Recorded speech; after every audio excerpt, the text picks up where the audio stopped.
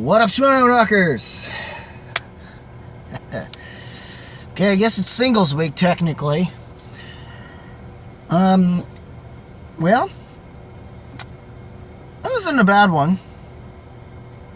Not as exciting as last week's, and also, as of the time of this recording, and hopefully by the time I put this up, so happy birthday to Nico Suave Regali, the Cosmic Knife Fury, who's a fellow dungeon head, and his response was great on Facebook. Thank you. So was mine. But anyway, not about me. We're talking Schmoedown. He's also speaking of which, if you want to catch him, speaking of our actions, D2A. Yeah, how about I'd like to figure something out with you guys at some point. I don't know. But anyway, for the matches themselves, well, at least when it comes to one match, I'll call it. The other one was 50-50, or at least up until round 3. But anyway, the match is referring to was Paul Oyama versus Josh Macuga, stipulation match on whether or not Macuga's gonna get an extra month, which they seem to have kind of messed up a little bit during the way they were taping the match. It was actually supposed to be now 3 months, not 2. I don't know where that change happened, or if they're gonna address it or not, which it doesn't seem they have bothered, and they just left it in, I guess. I don't know. But yeah, the Macuga match. I got something on me here I gotta fix here. Anyway, we did a bunch of things. This weird little dance thing, and you could kind of see Sam Levine himself laughing a little bit in the background, like, I'm so glad I made this match. Probably thinking of using that one as a thumbnail. I don't know. We'll see. Not I could use the Bibbs one. Entrance thing. I don't know. We'll see what happens. We'll see. But anyway. Yeah, his little thing, almost still kind of teasing the whole mild man-ish thing, but, immediately caved and just went full wild man again. So, don't know how long they're going to go mild or wild. I just not sure how that's going to go, but it seems, well, honestly, I really think that it should have been longer than 3 months. I mean, it's a defiling of the belt. And Guy, just for a tackle, was just going to wind up being, for a second consecutive tackle, was going to wind up being banned for a year before having to settle on a month because of Bateman. So, should have let Harloff do that, because it's, especially if for some reason you lose the match at Houston, which I don't want that to happen for him, so, because I still want to see both of them in the Schmoedown. So, alright, enough of that against Paul Oyama, who had a good showing against the Kid, or at least a fairly decent one. The Kid had already put up enough fight, whereas with Macuga, I mean, at this point, this far along with the Schmoedown, Macuga's style is not working anymore as much, and it's clear he can't even keep up to the extent of even keeping a nice win-loss type ratio. And it seems like GT is luckier enough that he's managing to balance out better and have more wins than losses, while Macuga's just having more of a losing streak lately. So, don't know if he'll ever get it back and win, if he's even remotely lucky to have it again. But at this point, I didn't care because of what he did with the belt. I think we all just were fine with him getting an extra month after that, because that 2-month sentence was never going to be enough. And as far as I'm concerned, 3 months wasn't going to be either for that. But at least this time around, he seemed a little bit more closer to what I liked about the Wild Man, mostly this time around, and did his little Macuga dance in between rounds. Yeah, I understood Oyama basically griping at him about the whole about him not knowing the definitely maybe question. For someone who kind of understands rom-coms, you think you'd know. Especially given the recent thing with why it made absolute sense for Deadpool to do the thing that he did in that, even though the PG-13 thing was stupid. Stupid. At least the parts that were different probably would have worked. I wouldn't have mind seeing them, even though it probably would have hurt Deadpool 2 as a film. Even though I liked it personally. I don't understand other people's gripes about the movie. And I think it works fine. It's no first film, but I liked it for what it was, and it definitely did enough fan servicing that it worked itself in. Maybe not to the extent or as well as, say, what we wound up getting out of the likes of Endgame, of what we wind up getting now out of Endgame. So, but anyway, and then the whole thing about him not getting the second-hand lines thing. That was kind of, I don't understand people's bitching about this movie. I think it's a good movie. It may be a hot take, but I like to say it's a mild spicy one. You know, I think there's people out there who probably do like it besides myself. Or at least within my neck of the woods, I guess. So, but yeah, even he admits, yeah, fine, let Oyama win it at this point before he even got to the question. But yeah, and his interview was funny too, so. Of course, Oyama still wants to go after Chance. We'll see how that goes. I guess Chance needs to have another win or so, and plus, it's more the scenes that we've gotten, where this week, I think I'm trying to remember the first, oh yeah. So, apparently, fellow reactors, I've somewhat talked in acquaintance through Facebook here and there with Robert, at the very least, and every so often, I guess, between him and Vanessa, at least my vids for these get uploaded there, so shout out to them as well. And they're going to finally do a match this time, and of course they're going to be there front center to react to who Stacy's partner is, because that's who they're going to be facing, is that team, and we don't even know the name of that team yet. Well, then on top of that, hopefully it'll make absolute sense. If it's Smets, good luck, guys. If it is, it could be less likely, because if that is the case, I don't want to lose Kaiser, because I have a feeling they'll try to kick Kaiser out to be, because, you know, Grace and Ken will probably be jealous of how good a manager Kaiser's been, but whatever. But Dungeon Head bias aside,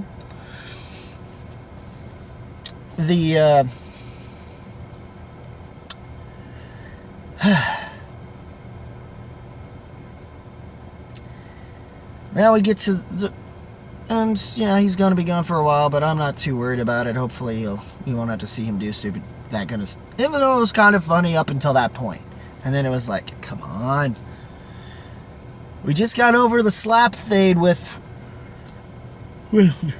Roxy. Do you think we can handle this belt flossing here? It was that whole situation. But speaking of belts, and speaking of other things involving maybe corruption, yeah. So that besides the Stacey partner thing situation, how that's going. Apparently, Sam is, the way they're handling Sam and Sam's way of in persona that he is as commissioner, singles commissioner, and just coming off goofball. Not that he hasn't played those kind of roles before, especially in his first big role and his first somewhat breakthrough role, and that's become more of a cult classic, really, in Freaks and Geeks. Kind of has some similarities to that, I guess.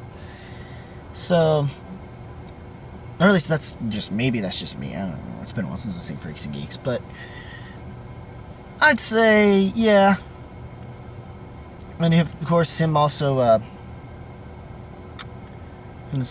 Jay finally talking to him about potentially finally getting the match we've all been wanting to see since through Facebook, at least on my end, and that's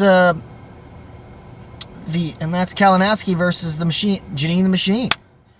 Kalinowski has been a while since singles, so this would definitely be an interesting match since, you know, it's been a while since last time, basically lost that triple threat and hasn't been seen in singles since, and has just been on it, but has been focusing on a tear and Intergetum and what he's been able to do what he can with teams. Hopefully he has a binder for singles, which I'm guessing it might be the same one for teams, so, I mean, there's not much for studying, I guess, there. It's just study for teams and just still do well. So, and if he does as well as he did in his last team's match facing World's Finest, I think he'll do just fine.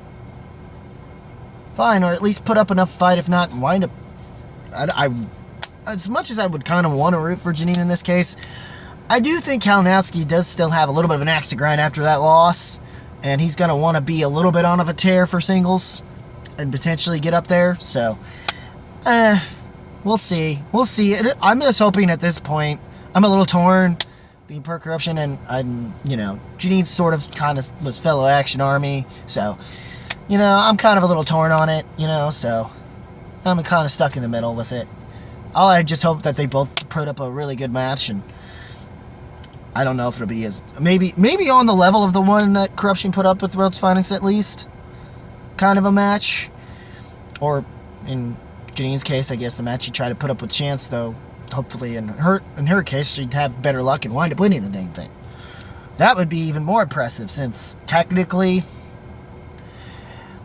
at this point, Kalinowski's the stronger player. No offense to Chance. I mean, if we're gonna have to see who's the weaker link, right now it's you.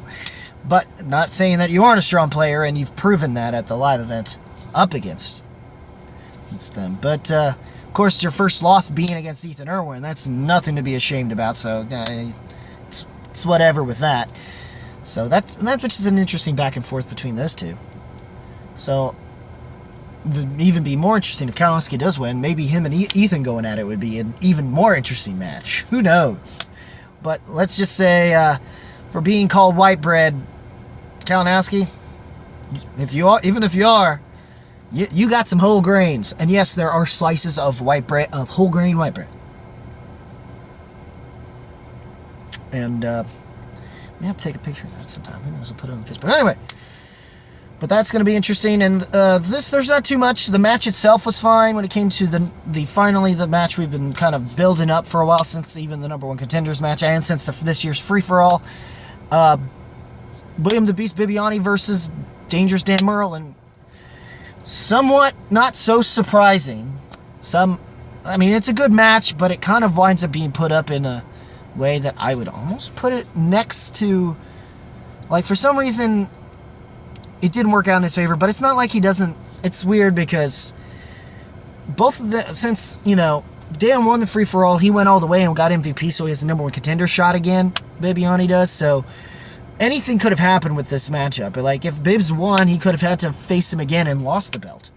Or maybe surprisingly retained the belt just by beating Dan again. Who knows what would have happened. But what wound up happening, that basically relied on less stakes and kind of dipped when it came to the match itself. Unfortunately, was when it came to round 3. I mean, he was behind by 1 point, so it wasn't too bad. It was still a pretty strong match, but they didn't have, and it was not as high scoring. In fact, weirdly enough, the Oyama Macuga match was had far more of a high score. Who'd have thunk it?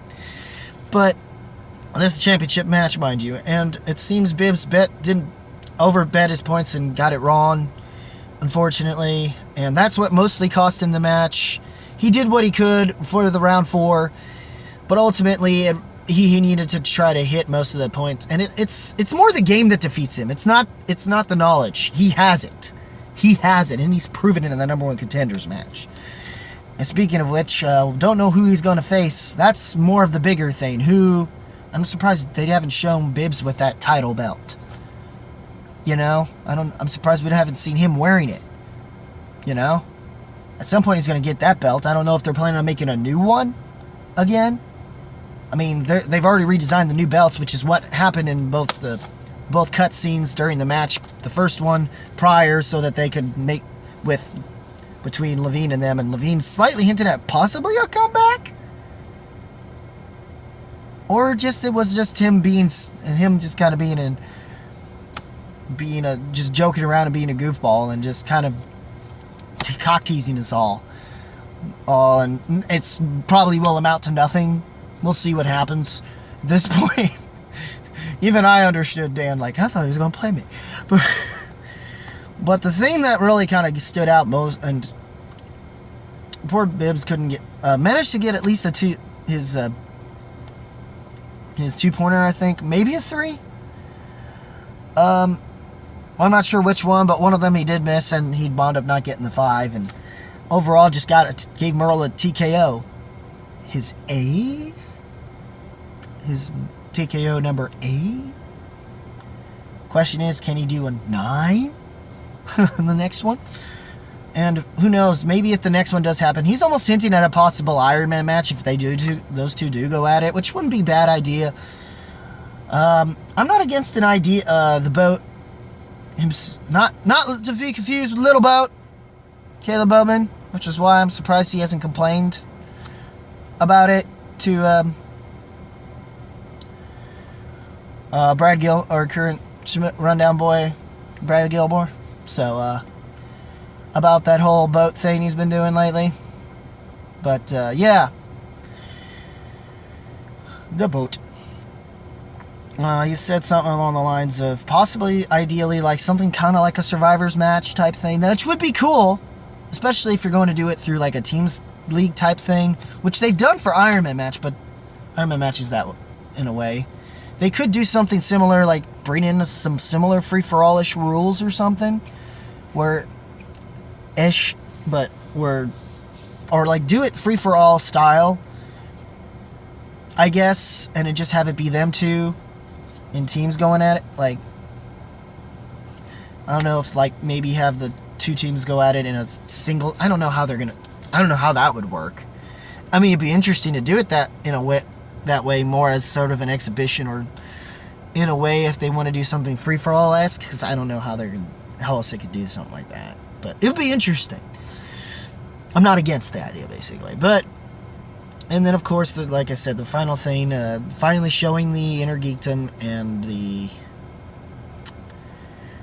tag team belts. The singles and tag teams look nice, but to me, the Inner Geekdom belt is far more interesting looking this time around, for sure. And of all people, of course, being teams and that Rachel had to receive these, of course, and it made it more emotional and shows how much it means to these people, these competitors and the players.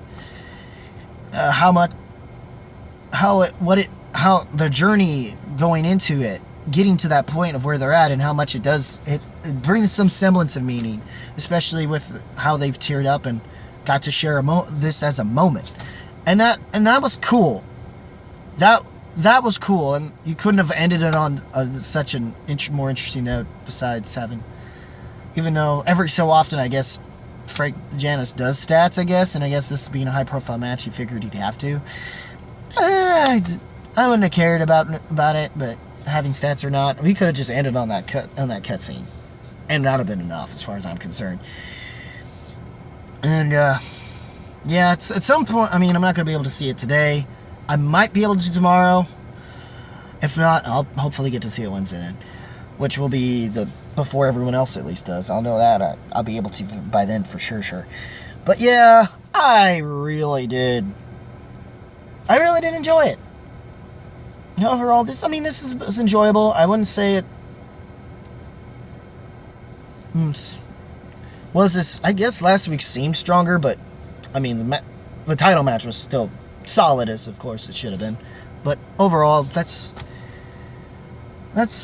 about not as much interesting as much going on with that.